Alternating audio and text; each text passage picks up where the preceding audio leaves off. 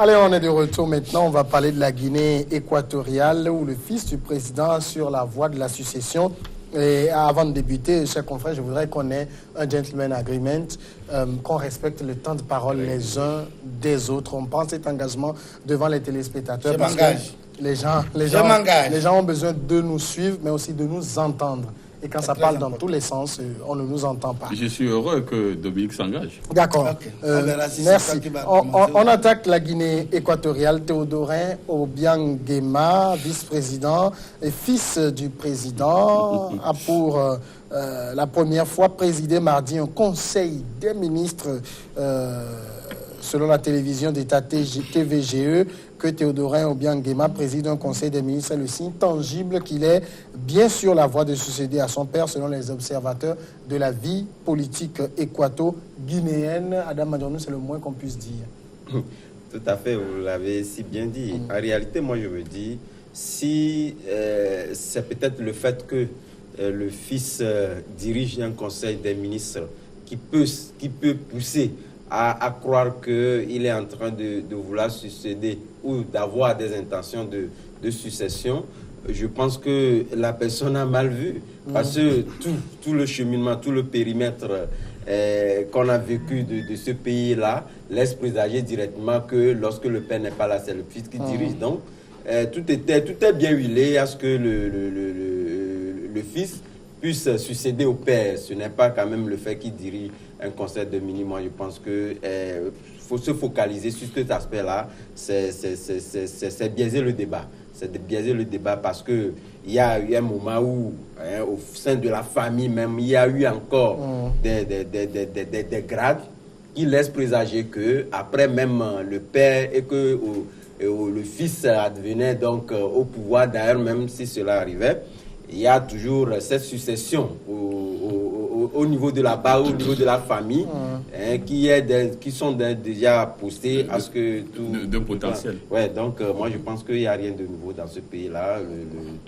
Ce n'est pas le fait que le fils dirige le conseil de ministres qui laisse présager ça. C'était déjà, tout était déjà préparé pour que cela devienne. Je veux juste rappeler que le conseil des ministres en question a duré 5 jours.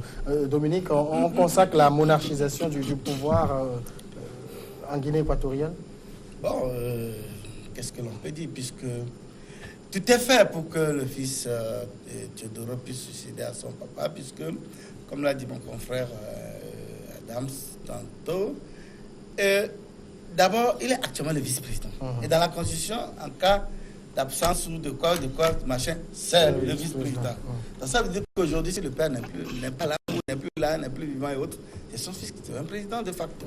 Et ceux qui connaissent un peu ce pays savent qu'il y a une partie continentale, notamment Bata et l'île Malabo. Et les deux se partagent. Si le père est à Bata, le fils doit être à Malabo. Et si le fils est à Malabo, le père est à Bata. En fait, c'est comme ça qu'ils gèrent le pays parce que, en fait, les Équatoriens guinéens, ce n'étaient pas aussi des enfants de cœur. Hein. Ils sont très dur. Moi, j'ai fait 2 semaines ou 3 là-bas. Ce n'est pas vraiment des enfants de cœur, mais c'est pourquoi on les maintient de fer. Et, dans ce pays, je vous dis que même vous prenez un taximan, il est armé jusqu'aux dents. Et souvent, c'est des hommes de sécurité. Et donc, là-bas, même quand tu pètes, on est informé. Donc, c'est aussi, puisqu'il y a eu des velléités de coup d'État, et dans ce moment, c'est pourquoi il y a un système sécuritaire très... Et surtout, qu'ils sont aussi en conflit ouvert avec la France, à qui n'ont pas vraiment octroyé beaucoup de contrats là-bas. Et Total a tenté de forer quelques puits de pétrole, mais je crois que ça... Donc, il y a un conflit ouvert entre la France également. Et connaissant la France, ils se disent qu'à tout moment, la France peut fomenter un coup d'État contre eux. Et donc, voilà comment le pays est géré. Donc, le petit, ou bien son fils, était déjà dans le schéma de remplacer son papa en cas d'absence ou en cas d'une situation qui se poserait. Donc, ce n'est pas nouveau. Diriger un conseil des ministres, bon, ça fait juste partie peut-être un petit corps. Oui, peut-être que maintenant, puisqu'en tout temps, ils ont procédé aussi un peu au toilettage de la Constitution. Peut-être il est permis maintenant au vice-président de diriger le conseil des ministres et sûrement que alors, c'est ce qu'il a fait. Sylvestre, si on conçoit que bon, le pouvoir va être dévolu à Théodorin Obiang Nguema à l'absence de son père ou en cas de décès, est-ce que Théodorin a pris une posture d'homme d'État? Parce qu'on voit plus un homme bling-bling là. Oui, bon, je crois d'abord, pour revenir donc à ta première question, si éventuellement il peut quand même diriger le Conseil des ministres, oui, il faudrait quand même que nous soyons démocrates. Il est le vice-président. Lorsque le président n'est pas là, je crois que c'est de droit qu'il puisse quand même le faire et diriger le Conseil. Donc, si les tests le disent, donc c'est normal qu'il puisse. C'est de son droit, quoi, de diriger le Conseil. Bon, si le papa n'est pas là, quitte à lui succéder, tout cela c'est normal parce que c'est bien huilé. Et ils l'ont fait depuis des années. Et donc, je crois que là, il n'y a pas de débat là-dessus. Maintenant, c'est la personne. Car pour revenir à ta deuxième question, c'est la personnalité même donc de Théodorin qui ma foi me laisse un peu perplexe parce que je me dis ce jeune-là a tellement donc de casserole derrière lui que je ne vois pas en lui un chef d'État est parfait ou un chef d'État qui puisse avoir quand même la charisme d'homme d'État. Pourquoi? Parce que ce jeune a tellement, hors du champ politique, a tellement donc de clichés, a tellement donc de choses sur lui. Regardez même la dernière fois où son anniversaire, c'est les grosses fesses brésiliennes. Il est derrière les grosses fesses brésiliennes et puis il jouit. Le monsieur a été arrêté la dernière fois au Brésil avec 16 millions de dollars. On a même saisi une partie. Le Brésil a même saisi une partie de la somme. On lui a quand même restitué, je crois que $2 400 et tout. Mais bon, lui, c'est pas sa tasse de thé. Un monsieur qui a une dizaine de montres évaluées à plus de 15 millions. Je me dis, comment est-ce que ce monsieur peut incarner un homme d'État? Il ne peut pas le faire. Maintenant, nous sommes dans un cliché de monarchisation donc, du pays. Le père va passer, il viendra, peut-être d'autres viendront, il succédera donc une succession, ça devient un droit successoral. Donc c'est là où le problème se pose. Maintenant, même l'opposition même dans ce pays est pratiquement inexistante. Alors à l'Assemblée, il y a 100 députés et un seul de l'opposition. Donc ils ont tellement toléré. Oui, ils ont tellement maintenu. Oui, c'est pas indulgence. C'est pas indulgence qu'on lui a même laissé que lui et il porte fièrement ce titre d'opposant. Et puis, pour un peu justement, pour être dans le chemin, montrer qu'il y a quand même une lueur de démocratie, mais sauf que le monsieur, on le suit de près, quoi. Comme du lait sur le fait, il est droit dans ses bottes. Donc voilà, c'est pourquoi je dis que ce pays-là, vraiment, il faudrait quand même qu'on trouve peut-être autre nom à ce pays-là, parce que c'est tout sauf une démocratie. C'est tout alors, sauf une maintenant, démocratie. si Théodorin commence par avoir de grandes responsabilités, Adam, à ce niveau, ça veut dire qu'il faut maintenant qu'il se mette dans le manteau de quelqu'un qui peut diriger le pays demain, parce que tout est tracé devant lui, sauf coup de théâtre. Oui, vous savez, moi je pense qu'il faut carrément reformer entièrement l'homme. Parce que lorsque vous dites qu'il commence par avoir de grandes responsabilités, il faut lui faire un le gars formatage est général, total. il est général. Non, ça c'est à peine depuis 2 mois seulement. Général. Peut-être qu'il n'a pas encore fini de digérer. Ouais, mais être général, c'est quand même de grandes responsabilités. On se demande même quel fait d'armes il a. Ah, ouais, donc c'est comme le disait tout à l'heure. C'est carrément une exception dans le monde entier, parce que nulle part, c'est vrai que nous avons des pays où c'est vrai la démocratie n'est pas encore ça, certes, mais aujourd'hui le cas de l'équato-guinéen n'est pas comparé à aucun pays dans le monde. C'est vrai qu'aujourd'hui, dans nos pays, ou du moins dans nos pays, nous essayons un peu de relever un certain nombre d'insuffisances, mais nous sommes très loin. C'est un pays aujourd'hui atypique, si vous permettez le mot, et qu'il faut carrément revoir en Afrique. C'est vrai que le pays n'est pas ouvert à ce qu'on puisse faire des injonctions démocratiques ou même faire des concessions à pouvoir amener une lueur d'espoir démocratique dans ce pays-là.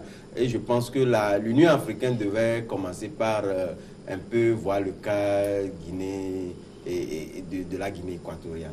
Dominique, le cas de la Guinée équatoriale, on le dit, Teodoro Obiang-Nguema lui-même est le doyen des chefs d'État, un 38 ans de pouvoir aujourd'hui. Est-ce qu'il est plus doyen que Paul Biya, je crois? Paul Biya, 35 de ans. gouvernement. 36 ans pour Paul Biya. C'est lui le doyen. Je crois que c'était Robert Mugabe, le vieux Bob qui est parti. Comme lui, bon, ben, tu sais, comme on le dit, c'est un pays où il n'y a pas de la presse privée, il n'y a aucune radio privée, et donc il n'y a pas l'expression libre.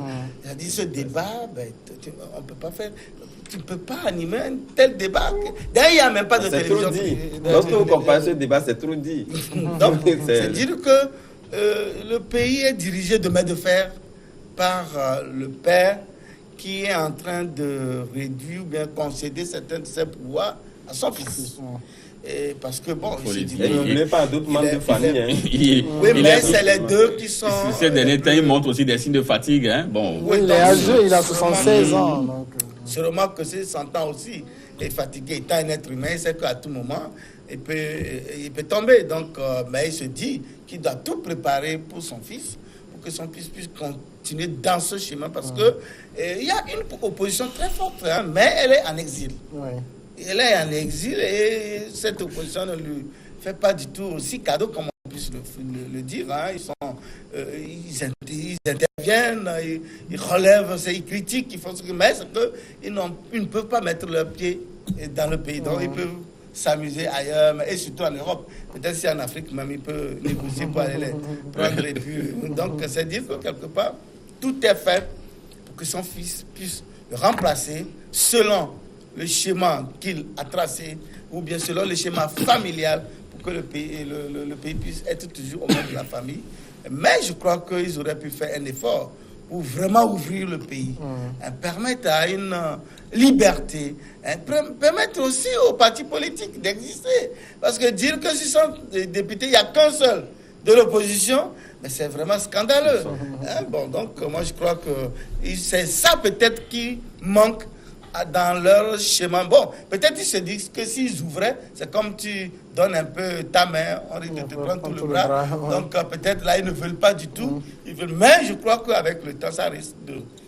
Il risque d'avoir des difficultés. Hein. Alors, oui. Je voulais en fait rajouter, c'est vrai qu'on a de tout temps critiqué la gouvernance d'Obiang Nguema et son fils, sinon de sa famille, à la tête de la Guinée équatoriale. Mais moi, je me dis aujourd'hui, est-ce que la stratégie telle que engagée par l'opposition permet à un jour qu'on puisse arriver à une ouverture démocratique? Parce qu'aujourd'hui, vous vous en souvenez, lorsque le président avait voulu rencontrer toute la classe de l'opposition, c'est vrai qu'on peut estimer que, étant donné que nous sommes en face d'un pays où il n'y a pas d'expression démocratique en tant que telle, qu'on puisse craindre pour sa vie. Mais au-delà de tout, est-ce qu'il n'est pas possible aujourd'hui qu'on puisse changer d'approche en telle enseigne que se rapprocher davantage, ou du moins saisir la main tendue par le pouvoir et de pouvoir imposer. Il faut d'abord que ce soit sincère aussi. Oui, il faut qu'on essaye de parce que vous évoquez le dernier forum. Oui, il y a tout ça là, mais au-delà de ça, il a promis une amnistie. Lui-même, il a choisi les détenus. Il dit, bon, ceux-là... Oui, tout à fait. Même moi, fondamentalement, ce que moi je voulais dire, c'est qu'aujourd'hui, lorsque l'opposition doit toujours penser qu'il faut forcément une lutte armée pour arriver à la fin d'Obiang Nguema, je pense que c'est une mauvaise piste aussi. Hein. Non, je crois que dans plusieurs schémas, c'est ce qu'il arrive. Hein. Lorsque le pays est fermé et que bon nombre d'opposants sont en exil et qui n'ont pas peut-être... Ils n'ont pas la paix à l'exil. Qui n'ont pas quand même d'autres voies. Pour faire comprendre, pour faire attendre raison au président. Généralement, c'est le schéma qui arrive. C'est pourquoi d'ailleurs le pays est fortement militarisé. Parce que ceux qui sont d'ailleurs à l'exil vont quand même penser un jour de venir peut-être par la force et de dégager la famille. Donc finalement, ce serait peut-être le cliché, mais pour une fois, je crois qu'on n'a pas besoin de cela. C'est ce qui fait retarder même l'Afrique. Donc il faudrait quand même une ouverture démocratique pour qu'on puisse quand même évoluer. On marque la pause et on revient après sur le topo.